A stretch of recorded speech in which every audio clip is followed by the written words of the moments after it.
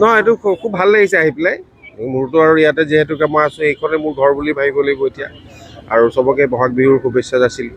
খুবেই ভাল লাগিছে। এইটো পৰম্পৰাগতভাৱে ইয়াত বহুত বছৰৰ পৰা পাতি, এইটো কেইবছৰ হ'ল এইবাৰ? 77th ইয়েৰ আজি হৈছে। খুব ভাল কথা। মই আশা কৰোঁ সদায় এনেকৈ যাতে ডুবুৰীবাসী বিহু পাতি থাকে আৰু আমাৰ সংস্কৃতিটো ভালকৈ ৰাখে।